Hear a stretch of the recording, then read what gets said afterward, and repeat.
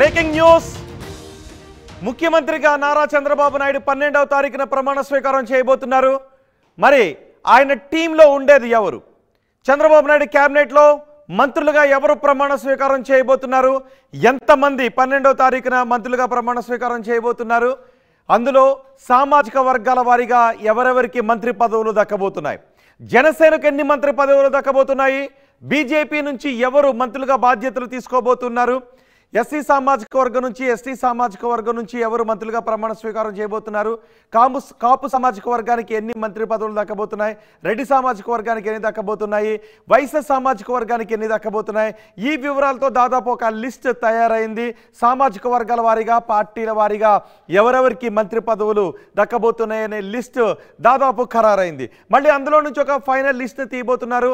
ఇప్పటి వరకు ఉన్న ప్రాబబుల్స్ లిస్ట్ ఆర్టీవీ చేతిలో ఉంది. ఇదే ఎంతమంది మంత్రి పదవులుగా ఎవరెవరికి దక్కే అవకాశం ఉందనే లిస్ట్ ఇదే. ఇప్పుడు నేను పార్టీల వారీగా సామాజిక వర్గాల వారీగా ఆ పేర్లను నేను మీకు వివరించబోతున్నాను. టీడీపీ నుంచి ఎంతమందికి మంత్రి పదవులు దక్కబోతున్నాయి? ఏ సామాజిక వర్గానికి పెద్దపీట వేయబోతున్నారు? సీనియారిటీకి ఏ విధంగా మంత్రి పదవులు దక్కబోతున్నాయి? పార్టీ కోసం కష్టపడ్డ వాళ్ళకి ఏ విధంగా మంత్రి పదవులను కేటాయించబోతున్నారు అనేది ఇప్పుడు నేను మీకు వివరించబోతున్నాను. సామాజిక వర్గాలతో పాటు పార్టీకి అండగా ఉండి పార్టీ కష్టకాలంలో ఉన్నప్పుడు పార్టీకి అండగా ఉన్న వారికి ఇక్కడ పెద్దపీట వేయబోతున్నారు. సో ఇప్పుడు నేను ఫస్ట్ లిస్ట్ టీడీపీ నుంచి ఎవరెవరికి మంత్రి పదవులు దక్కబోతున్నాయనే విషయం దగ్గర నుంచి స్టార్ట్ చేస్తాను. ఒకసారి చూద్దాం. సామాజిక వర్గాల వారిగా టీడీపీ నుంచి చంద్రబాబు నాయుడు ముఖ్యమంత్రిగా ప్రమాణ స్వీకారం చేయబోతున్నారు. ఆయన కమ్మ సామాజిక వర్గానికి చెందిన వ్యక్తి. ఇక నారా లోకేష్ టీడీపీ నుంచి మంత్రిగా బాధ్యతలు తీసుకోవడానికి అవకాశం ఉంది. నారా లోకేష్ టీడీపీ కమ్మ సామాజిక వర్గానికి చెందిన వ్యక్తి. ఇక బుచ్చే చౌదరి టీడీపీ నుంచి ఆయన మంత్రిగా ప్రమాణ స్వీకారం చేయబోతున్నారు. మంత్రి పదవి ఆయనకి ఇచ్చే అవకాశం ఉంది. కమ్మ సామాజిక వర్గానికి చెందిన వ్యక్తి బుచ్చే చౌదరి. ఇక మరికొంతమంది వివరాలు కూడా మనం చూద్దాం. గొట్టిపాటి రవి టీడీపీ నుంచి గొట్టిపాటి రవి కమ్మ సామాజిక వర్గానికి చెందిన వ్యక్తి. ఆయన కూడా మంత్రి పదవి దక్కే అవకాశాలు కనిపిస్తూ ఉన్నాయి. పయ్యావుల కేశవ్ కమ్మ సామాజిక వర్గానికి చెందిన వ్యక్తి. టీడీపీ నుంచి ఆయనకు మంత్రి పదవి దక్కే అవకాశాలు కనిపిస్తున్నాయి. టీడీపీ తయారు చేసిన లిస్టులో వీళ్ళంతా కూడా ఉన్నారు. ఇక కాపు సామాజిక వర్గానికి చెందిన వ్యక్తులు ఎవరెవరు ఉన్నారు? టీడీపీ నుంచి కాపు సామాజిక వర్గానికి చెందిన వ్యక్తులు నారాయణ టీడీపీ నుంచి గెలిచారు. కాపు సామాజిక వర్గానికి చెందిన వ్యక్తి. జ్యోతుల నెహ్రూ టీడీపీ నుంచి గెలిచారు. కాపు సామాజిక వర్గానికి చెందిన వ్యక్తి. ఆయన కూడా మంత్రి పదవి దక్కే అవకాశాలు ఉన్నాయి. కన్నా లక్ష్మీనారాయణ టీడీపీ నుంచి గెలిచారు. కాపు సామాజిక వర్గానికి చెందిన వ్యక్తి. ఆయన పేరు కూడా ప్రస్తుతం లిస్టులో ఉంది, ప్రాబబుల్స్ లిస్టులో ఉంది. ఇక నిమ్మల రామానాయుడు టీడీపీ నుంచి గెలిచారు. కాపు సామాజిక వర్గానికి చెందిన వ్యక్తి. వరుసగా 3 సార్లు ఆయన ఎమ్మెల్యేగా గెలిచారు. నిమ్మల రామానాయుడు కూడా మంత్రి పదవి ఖచ్చితంగా దక్కే అవకాశాలు కనిపిస్తూ ఉన్నాయి. బోండా ఉమ్మ కూడా టీడీపీ నుంచి గెలిచారు. కాపు సామాజిక వర్గానికి చెందిన వ్యక్తి. బోండా ఉమ్మ పేరు కూడా మంత్రుల పదవులు దక్కే వారి లిస్టులో ఉంది. ఇక టీడీపీ నుంచి కొల్లు రవీంద్ర టీడీపీ నుంచి బీసీ సామాజిక వర్గానికి చెందిన వ్యక్తి. బీసీ సామాజిక వర్గానికి చెందిన వారికి ఎవరెవరికి మంత్రి పదవులు దక్కే అవకాశాలు ఉన్నాయో మనం చూస్తున్నాం. కొల్లు రవీంద్ర టీడీపీ నుంచి ఎమ్మెల్యేగా గెలిచారు. బీసీ సామాజిక వర్గానికి చెందిన వ్యక్తి. ఇక అనగాని సత్యప్రసాద్ టీడీపీ నుంచి ఎమ్మెల్యేగా గెలిచారు. ఆయన బీసీ సామాజిక వర్గానికి చెందిన వ్యక్తి. ఇక కోన రవికుమార్ టీడీపీ నుంచి ఎమ్మెల్యేగా గెలిచారు.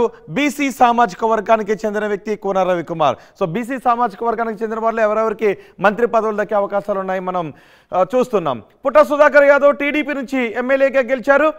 ఆయన బీసీ సామాజిక వర్గానికి చెందిన వ్యక్తి. ఇక సవితమ్మ టీడీపీ నుంచి ఎమ్మెల్యేగా గెలిచారు. బీసీ సామాజిక వర్గానికి చెందిన వ్యక్తి సవితమ్మ, మహిళ. పల్లా శ్రీనివాస్ టీడీపీ నుంచి ఎమ్మెల్యేగా గెలిచారు. బీసీ సామాజిక వర్గానికి చెందిన వ్యక్తి. ఇక కళా వెంకట్రావు టీడీపీ నుంచి గెలిచారు. బొత్స సత్యనారాయణపై బీసీ సామాజిక వర్గానికి చెందిన వ్యక్తి. సో బీసీ సామాజిక వర్గం నుంచి వీరికి మంత్రి పదవులు దక్కే అవకాశాలు కనిపిస్తున్నాయి. ఇక రెడ్డి సామాజిక వర్గం నుంచి టీడీపీ నుంచి గెలిచిన వారిలో రెడ్డి సామాజిక వర్గం నుంచి ఎవరెవరికి మంత్రి పదవులు దక్కే అవకాశం ఉందో చూస్తున్నాయి. ఇవన్నీ కూడా ప్రాబబుల్స్ లిస్ట్. ఫైనల్ లిస్ట్ ఖరారు చేసే అవకాశం ఉంది. ప్రస్తుతానికి వీరందరినీ పరిగణలోకి తీసుకుంటున్నారు. మాధవిరెడ్డి టీడీపీ నుంచి గెలిచారు. రెడ్డి సామాజిక వర్గానికి చెందిన మహిళ. రామ్ గోపాల్ రెడ్డి ఆయన ఎమ్మెల్సీగా ఉన్నారు. టీడీపీ నుంచి ఆయన ఎమ్మెల్సీగా ఉన్నారు. రెడ్డి సామాజిక వర్గానికి చెందిన వ్యక్తి. ఆయన కూడా మంత్రి పదవి ఇవ్వాలని అనుకుంటున్నట్టుగా తెలుస్తోంది.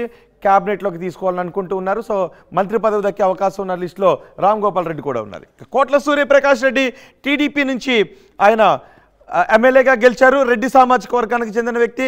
ఆనం రామనారాయణ రెడ్డి టీడీపీ నుంచి గెలిచారు, రెడ్డి సామాజిక వర్గానికి చెందిన వ్యక్తి.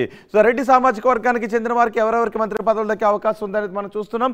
కోటమిరెడ్డి శ్రీధర్ రెడ్డి టీడీపీ నుంచి గెలిచారు, రెడ్డి సామాజిక వర్గానికి చెందిన వ్యక్తి. ఇక బీసీ జనార్దన్ రెడ్డి టీడీపీ నుంచి ఎమ్మెల్యేగా గెలిచారు, రెడ్డి సామాజిక వర్గానికి చెందిన వ్యక్తి. సో వీరికి రెడ్డి సామాజిక వర్గానికి చెందిన వాళ్ళు వీరిని మంత్రి వర్గంలోకి తీసుకోవటానికి లిస్ట్ని తయారు చేశారు. ఇక రఘురామకృష్ణరాజు టీడీపీ నుంచి ఎమ్మెల్యేగా గెలిచారు. ఆయన క్షత్రియ సామాజిక వర్గానికి చెందిన వ్యక్తి. ఉండి నుంచి ఆయన ఎమ్మెల్యేగా గెలిచారు.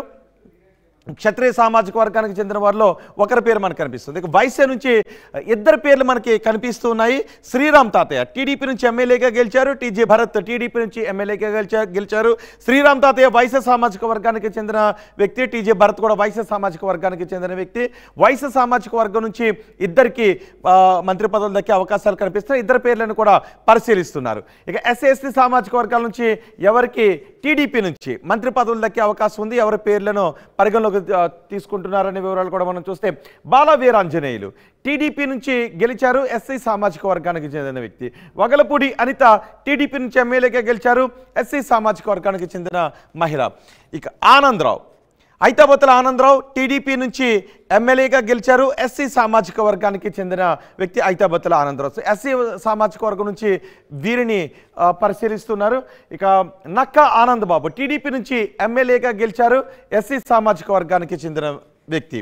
గుమ్మడి సంధ్యారాణి ఎస్టీ సామాజిక వర్గానికి చెందిన మహిళ, టీడీపీ నుంచి ఎమ్మెల్యేగా గెలిచారు. వీరిని మంత్రి పదవుల్లోకి తీసుకునే అవకాశాలు ఉన్నాయి. ప్రస్తుతం వీరి పేర్లను పరిశీలిస్తూ ఉన్నారు. టీడీపీ నుంచి మనము లిస్ట్ని చూసాము.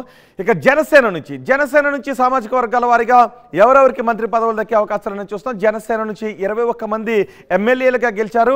4 మంత్రి పదవులు జనసేనకు ఇచ్చే అవకాశాలు కనిపిస్తున్నాయి. 4 పేర్లను పరిశీలిస్తున్నారు. పవన్ కళ్యాణ్ జనసేన నుంచి గెలిచారు, కాపు సామాజిక వర్గానికి చెందిన వ్యక్తి. నాదెండ్ల మనోహర్ జనసేన నుంచి గెలిచారు, కమ్మ సామాజిక వర్గానికి చెందిన వ్యక్తి. కొండతాల రామకృష్ణ జనసేన నుంచి గెలిచారు, బీసీ సామాజిక వర్గానికి చెందిన వ్యక్తి. దేవవరప్రసాద్ జనసేన నుంచి గెలిచారు, ఎస్సీ సామాజిక వర్గానికి చెందిన వ్యక్తి. సో జనసేన నుంచి 4 మంత్రి పదవులు దక్కే అవకాశాలు కనిపిస్తున్నాయి. ఈ 4 పేర్లు సామాజిక వర్గాల వారికి కనిపిస్తున్నాయి. కాపు ఒకరికి, బీసీ ఒకరికి, కమ్మ ఒకరికి, ఎస్సీ సామాజిక వర్గం నుంచి ఒకరికి మంత్రి పదవులు దక్కే అవకాశాలు కనిపిస్తున్నాయి. ఇక బీజేపీ నుంచి ఎవరికి మంత్రి పదవులు దక్కే అవకాశాలు ఉన్నాయి కూడా మనం చూస్తూ ఉన్నాం. బీజేపీ నుంచి సుజనా చౌదరి, కమ్మ సామాజిక వర్గం నుంచి సుజనా చౌదరికి మంత్రి పదవులు దక్కే అవకాశాలు కనిపిస్తున్నాయి.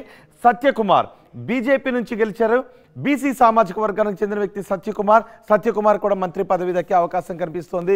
సో ఇది ఆంధ్రప్రదేశ్లో సామాజిక వర్గాల వారిగా పార్టీల వారిగా ఎవరెవరికి మంత్రి పదవులు దక్కే అవకాశం ఉందనే లిస్ట్ ఇది ప్రాబబుల్స్ లిస్ట్. ఇందులో దాదాపు ఇవే పేర్లు 1-2 అటు ఇటుగా దాదాపు వీళ్ళకే మంత్రి పదవులు దక్కే అవకాశాలు కనిపిస్తున్నాయి. మా ప్రతినిధి కృష్ణమోహన్ మనకి అందుబాటులో ఉన్నారు. ఒకసారి కృష్ణమోహన్తో మాట్లాడదాం. కృష్ణమోహన్, మన దగ్గర ప్రాబబుల్స్ లిస్ట్ ఉంది. సో ఇందులో సామాజిక వర్గాల వారిగా పార్టీల వారిగా ఎవరెవరికి మంత్రి పదవులు దక్కే అవకాశం ఉందనేది, దాదాపు వీరికైనా మంత్రి పదవులు దక్కే అవకాశం ఉంది. వీళ్ళ పేర్లను పరిగణలోకి తీసుకోవడంలో అనుసరించిన విధానాలు ఏంటి?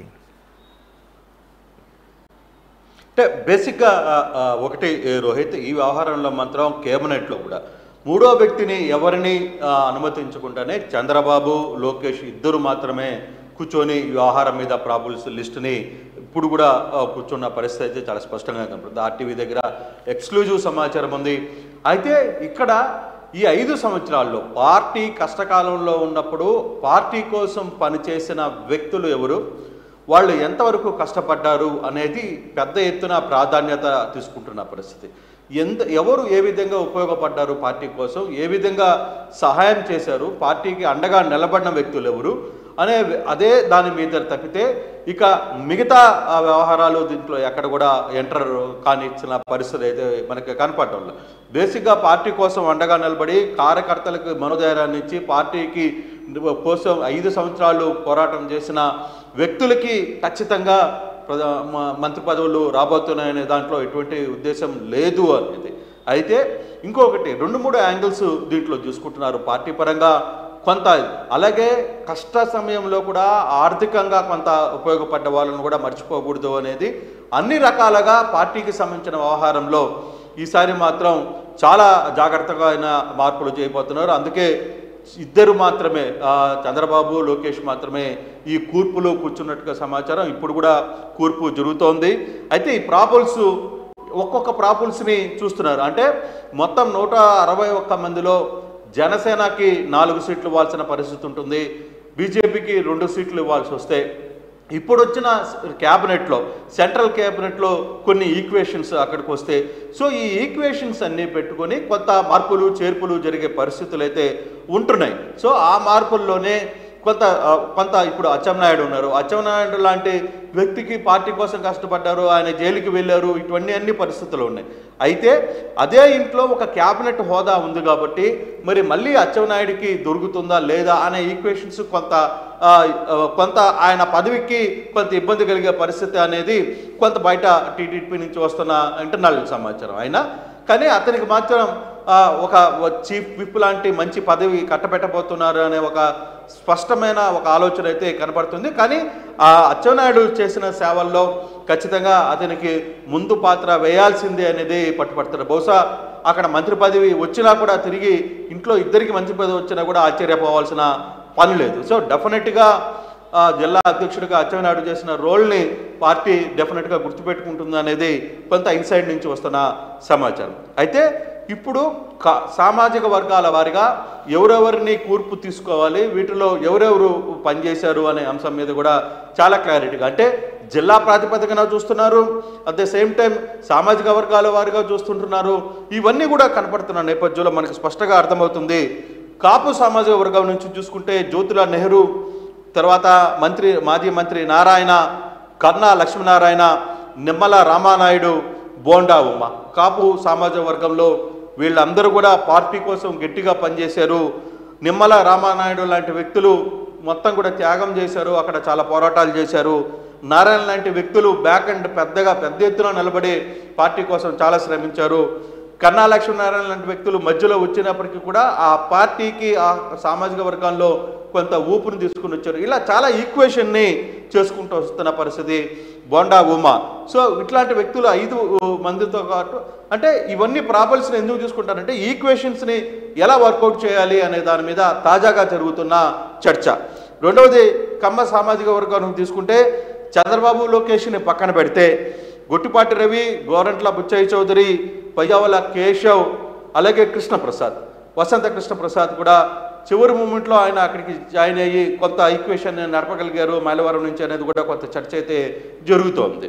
అలాగే బీసీ సామాజిక వర్గం నుంచి పల్లా శ్రీనివాస్, అలాగే కొల్లు రవీంద్ర, అనగాని సత్యప్రసాద్, కూన రవికుమార్ శ్రీకాకుళం జిల్లా, కళా వెంకట్రావు, అలాగే సుధాకర్ యాదవ్ కడప, సబితమ్మ అనంతపూర్, ఇలా ఈ జిల్లాల నుంచి కూడా వీళ్ళు అక్కడ వ్యవహరించిన జీలు పార్టీ కోసం పనిచేసిన వ్యవహారాలు వీటన్నిటిని దృష్టిలో పెట్టుకునే పరిస్థితి అయితే చాలా స్పష్టంగా కనపడుతుంది. ఇక రెడ్డి సమాజ వర్గం నుంచి వస్తే కడప జిల్లా నుంచి రామ్ గోపాల్ రెడ్డి ఎమ్మెల్సీగా ఉన్నారు. ఇంతమంది ఎమ్మెల్యేలుగా ఉంటే ఎమ్మెల్సీకి ఎందుకు అక్కడ అతనికి స్థానం కల్పించాలని ఒక చర్చ స్టార్ట్ అయింది. ఇప్పుడు ఆ చర్చలో కూడా ఎప్పుడైతే పార్టీ పులివెందల ఎత్తింది, పులివెందల స్వగ్రామం, పులివెందల్లో అసలు పూర్తిగా ఇబ్బందికరమైన పరిస్థితులు ఉన్న టైంలోనే అక్కడ ఎమ్మెల్సీగా ఉపాధ్యాయుల ఎమ్మెల్సీలుగా ఆయన పోటీ చేసి ఉత్తరాంధ్ర అంటే చిత్తూరు, కడప, రాయలసీమకు సంబంధించి దాంట్లో ఆ టైట్లో కూడా అతను గెలుపొంది పార్టీకి ఒక ఊపును తీసుకుని వచ్చారు.